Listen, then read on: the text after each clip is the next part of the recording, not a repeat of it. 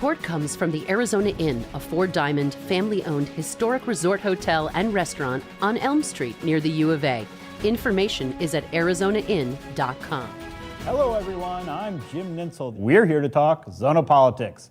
Joining me today is Nikki Lee, a Democratic candidate for the Arizona House of Representatives in Legislative District 10, which, roughly speaking, includes Central and East Tucson south of Speedway Boulevard.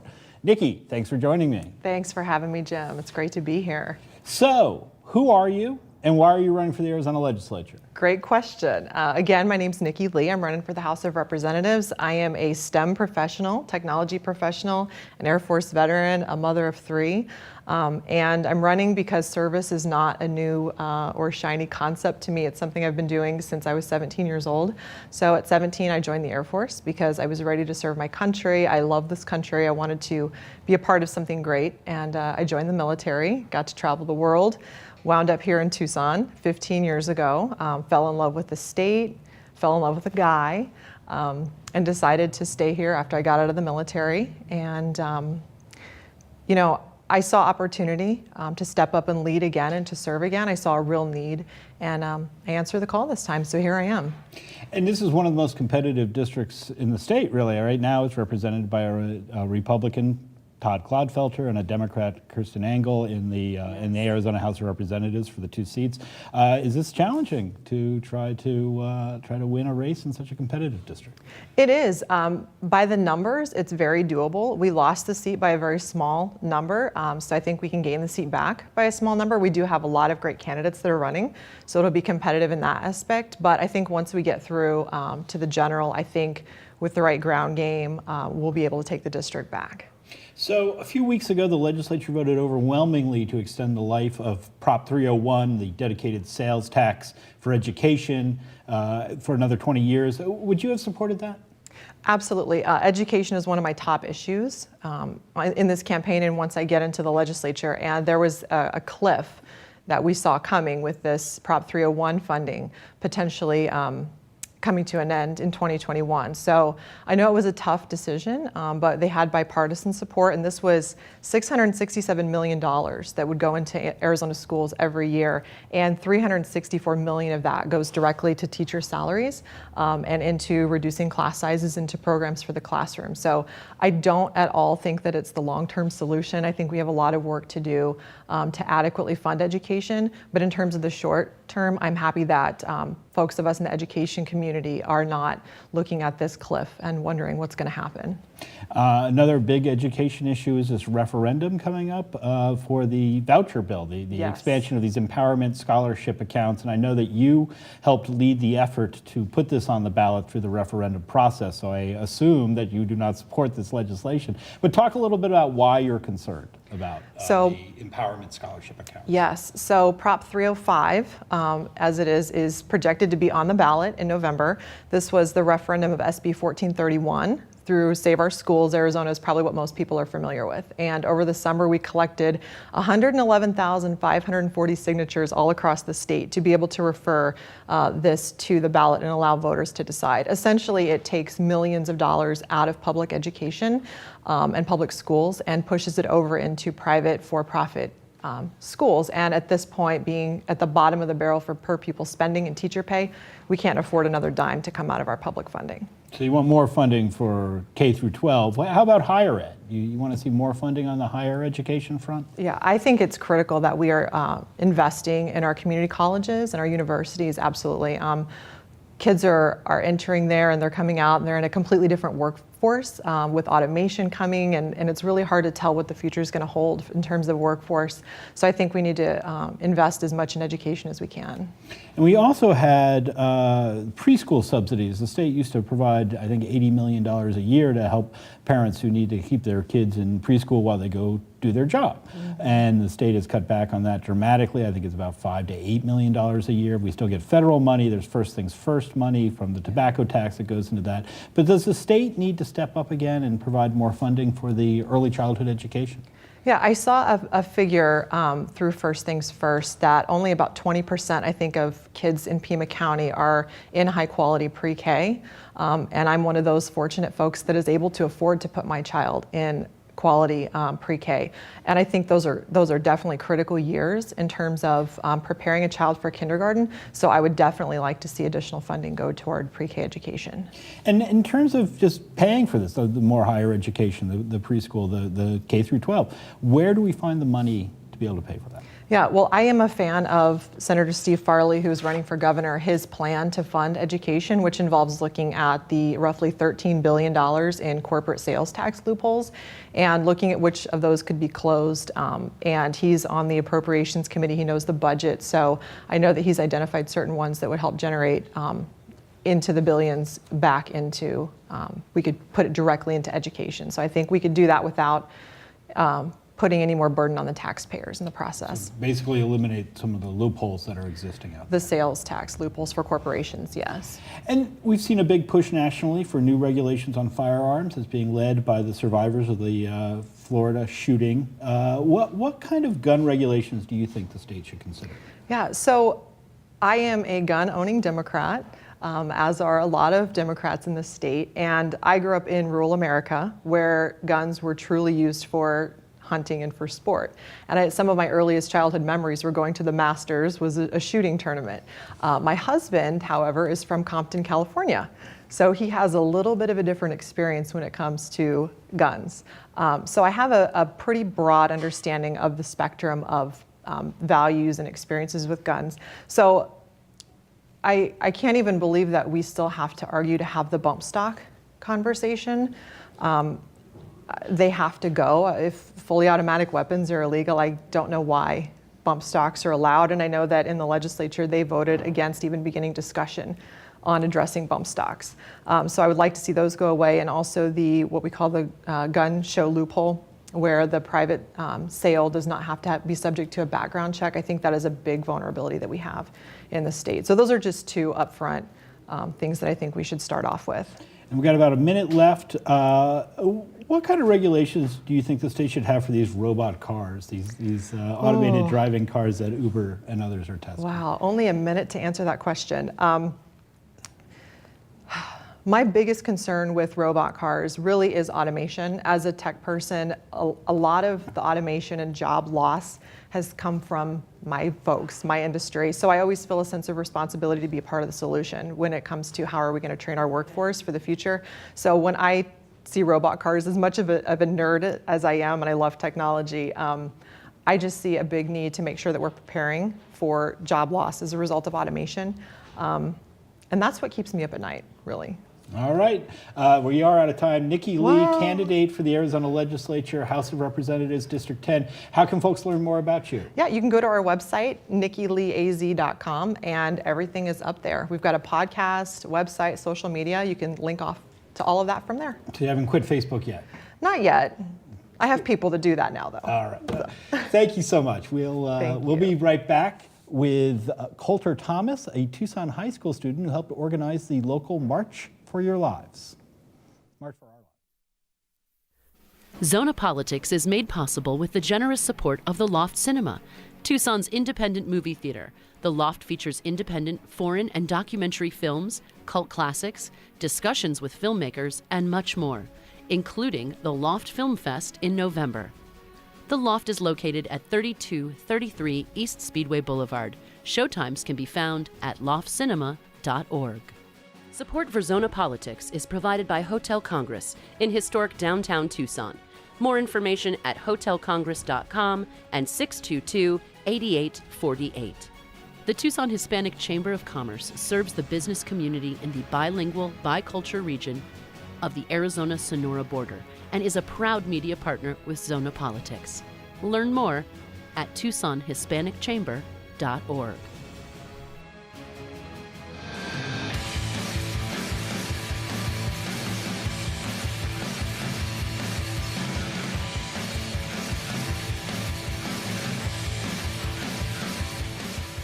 All of these young people from the community come together, actually get up and do something. We can do anything! I think we've attracted a lot of people that are super passionate. We're here at the No Ban, No Wall protest. If you come out of college, you have this experience, you know how things run, you have a huge leg up. People who have ideas and who are dreamers, you know what I mean, who really want to get themselves out there, I think that they should come here.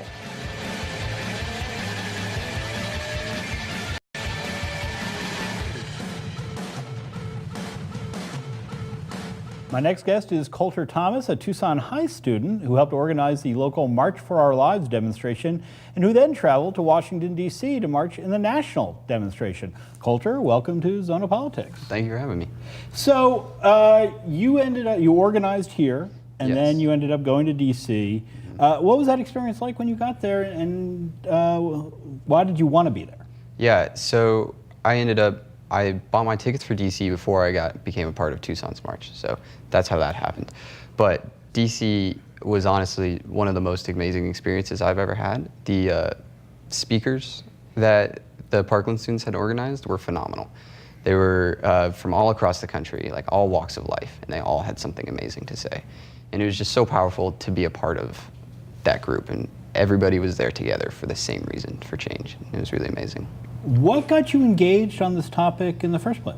I think it was just, it's been in the news a lot, and I think it was just, I felt fed up, and then honestly I give a lot of credit to the Parkland students. They did an amazing job of making this a national movement, and that's how I got involved. Is the national movement came to Tucson, and I became a part of that. And how did the kids here basically get organized and organize the local march? So it was kind of started out of Tucson High's Human Rights Club. The teacher sponsor has done marches in the past, and she really wanted to get us working. And so she got us started and then gave it all up to us, and we did the rest. You had an amazing turnout. I think you had thousands of people. I think 8,000 people is how many showed up, which is fantastic. I think we were expecting 5 to begin with, so it was awesome. You know, some critics say that you and your fellow activists are being used as pawns and you don't really know what it is you're talking about. And I wanted to give you a chance to address that complaint. Yeah, I think it's pretty simple. People are dying, 34,000 Americans die every year. And there's studies shown that there's more guns equal more deaths. That's simple. And I think my generation has the great ability to be able to access the internet and utilize the internet. And so I knew gun violence was bad in America, but when I became a part of this movement, I did a ton of research, and I think everybody who's been a part of this movement has done a ton of research. And so I would say we honestly know more than most people who are arguing against us now, which is pretty awesome. There's a few points that the organizers of this movement want to see, and I want to talk a little bit about them. Yeah. One is universal background checks. What do you think has to happen there to make that possible? Yeah, so the National March has 5 things they want. But in Arizona, the first one we're going to be focusing on is universal background checks. So we want every gun transaction to go through a background check. There's the gun show loophole, there's a private sale loophole. So you only have to get a background check if you go through a federally licensed dealer. And so there's a lot of ways to get a gun if you wouldn't pass a background check, and we want to make that not possible at all. So how do you give people access to the national list of prohibited possessors? Do you have to work through someone with a license at that point? To be honest, I'm not sure, but that's something we're working with. I'm working with Giffords Law Center, and they've done a ton of research and they know what they're doing. And I think this is the same for a lot of marches around the nation. Is these kids, like, this is a learning experience. A lot of us have never done this before, and so what we're doing is we're finding ways to work with people that know what they're doing. And so we have the momentum and they have the knowledge, and we're kind of pairing ourselves together to make this happen. And a ban on ammunition magazines that hold more than 10 rounds is also on the list? Yeah, so a high capacity magazine ban is something that we do want to change, because there's no reason nobody needs that.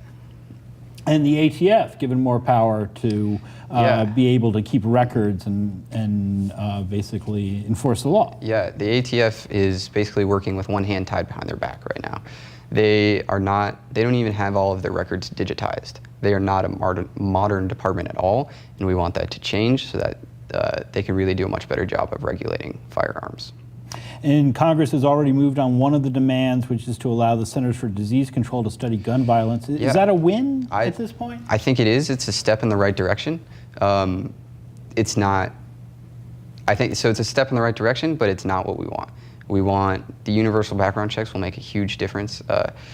And then the big one, which I'm sure you'll get to, is the comprehensive ban on assault rifles. I think that's what we'll be pushing for in the end. But right now, funding for research into gun violence as a disease is something that will be very beneficial for future.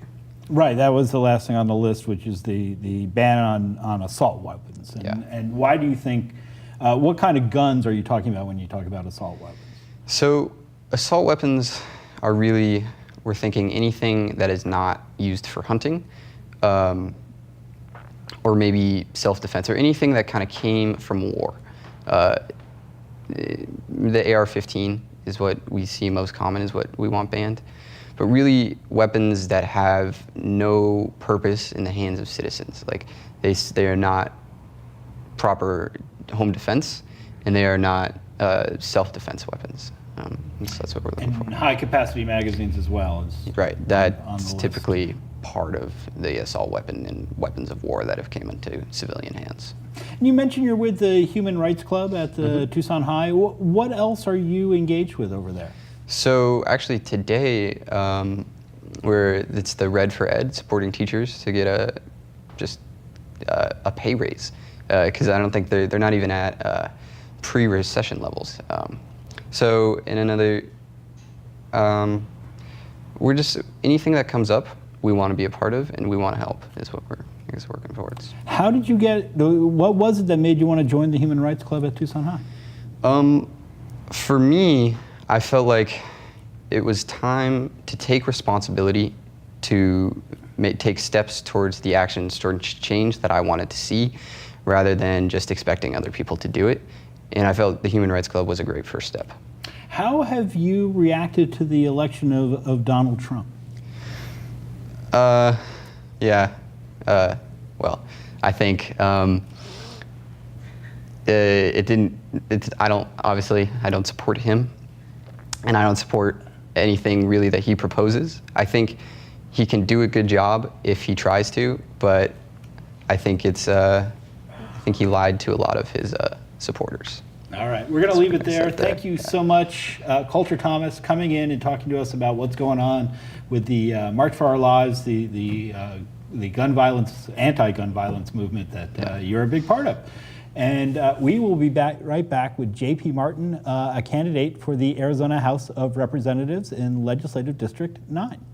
Zona Politics is made possible with the generous support of the Loft Cinema, Tucson's independent movie theater. The Loft features independent foreign and documentary films, cult classics, discussions with filmmakers, and much more, including the Loft Film Fest in November. The Loft is located at 3233 East Speedway Boulevard. Showtimes can be found at loftcinema.org. Support for Zona Politics is provided by Hotel Congress in historic downtown Tucson. More information at hotelcongress.com and 622-8848. The Tucson Hispanic Chamber of Commerce serves the business community in the bilingual, bicultural region of the Arizona-Sonora border and is a proud media partner with Zona Politics. Learn more at TucsonHispanicChamber.org.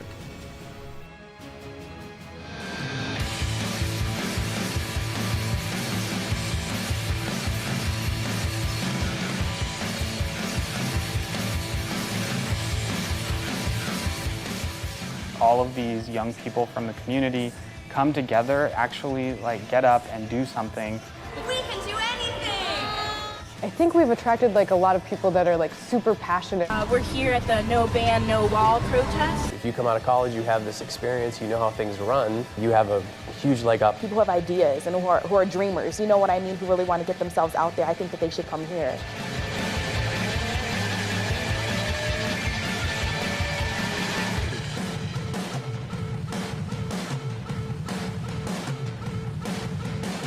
My next guest is J.P. Martin, a Democratic candidate for the Arizona House of Representatives in Legislative District 9, which includes central Tucson, north of Speedway, as well as the Catalina Foothills and the Casas Adobes area. J.P., welcome to Zona Politics. Thank you for having me. So who are you, and why are you running for the legislature? So my name is J.P. Martin. I'm running for LD9 House of Representatives because I'm an immigrant and I'm an entrepreneur. And so I think that you have to be a little bit scrappy when you're at the Capitol. I'm also young, which means that I'm full of energy and willing to get out there and fight for my district and for the values that I see that we need to fight for. And this district is already represented by 2 Democrats in the House of Representatives. What made you decide you wanted to jump into a primary and try to challenge a fellow Democrat? It is. Let me tell you how lucky we are. I live in LD9, and we are the bluest district in the entire state. So we have 46,000 Democrats. But I also see that we don't have much representation when it comes to young people. There are 2 big pillars that are demographic in Tucson, and that is Anglo retirees and younger Latinos. And I'd like to represent all of Arizona.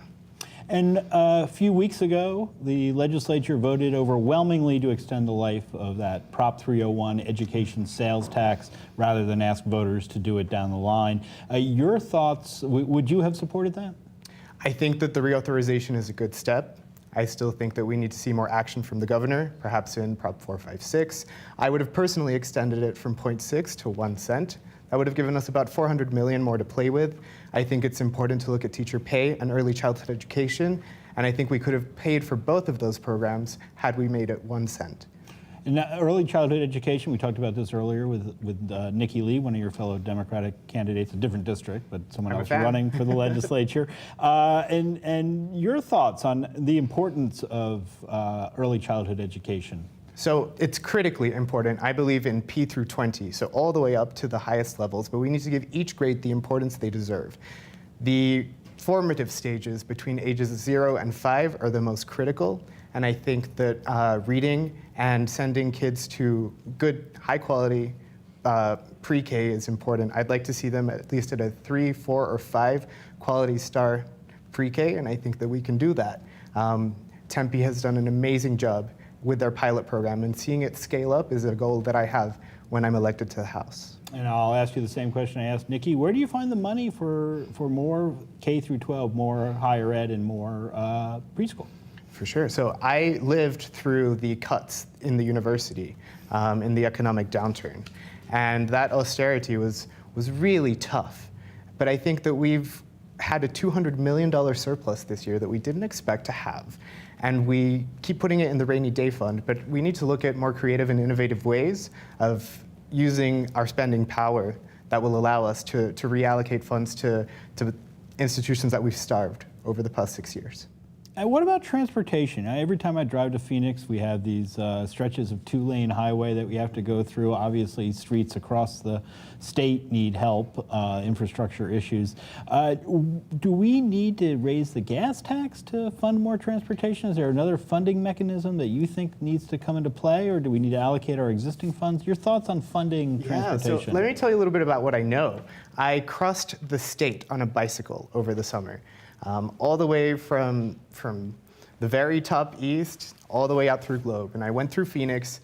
I rode in the best roads and the worst quality roads. I think it's very important for us to reauthorize RTA in 2026 and maybe be preemptive about it.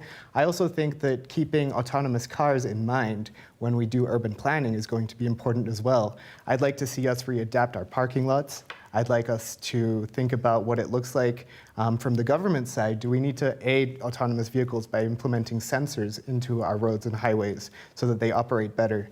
So there's lots of opportunity to keep dreaming of what Tucson should look like, and the connector to that are the roads. You mentioned autonomous cars. Your thoughts on the Uber testing that's going on now, and should there be more regulation in terms of allowing these cars on our roads? And if so, what sort of regulation? So first of all, we just experienced a tragedy. Arizona suffered a loss caused by an autonomous vehicle, and for that I think it's tragic, and we need to really recognize Uber for stopping their testing in all of their cities.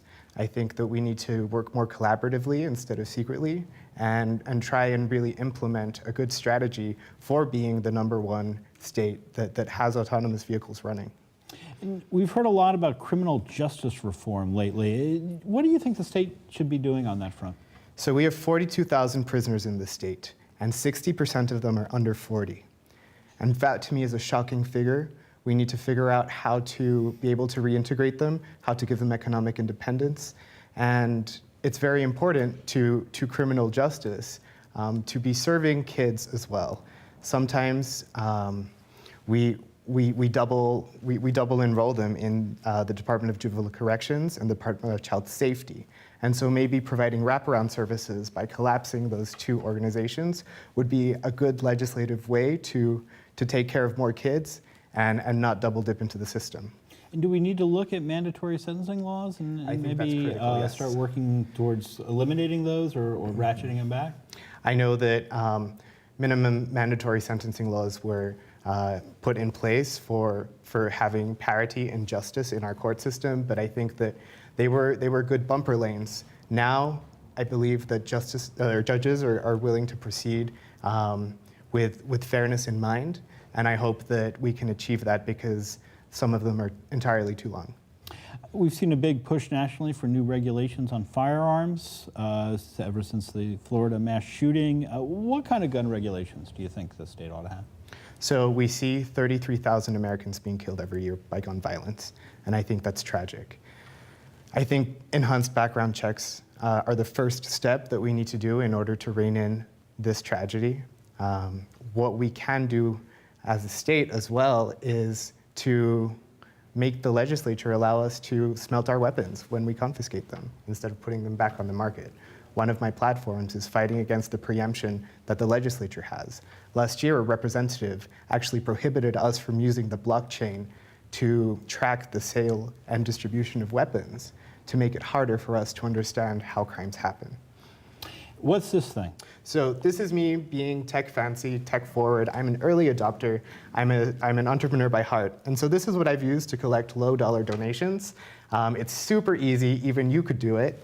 What you do is you dip your card in and it's like Vegas, right? You never know if it'll go through, but it will likely go through. And then it dings and it's really fun. And you've got your $20 towards clean elections. And then I got $20. And you have to get, what, 200 of those? So I'm running as a privately funded candidate. Oh, you're not doing clean elections. So people could do more than $20. People could do more than $20, but usually I prefer to have one-on-ones and tell them a little bit more about my plans for the state because anything over $20 is an important conversation. Well, I will let you take your device back out onto the street. And, Thank you. Good luck with that. Thank you so good much. luck here for your campaign. How can folks learn more about you? Please visit martinforarizona.com for more information. All right. Thank you so much. And that is our show for today. My thanks to our media partners at Tucson Weekly, Tucson Local Media, Creative Tucson, and Community Radio KXCI 91.3 FM, where you can hear a radio version of Zona Politics at 5 p.m. on Sunday afternoons.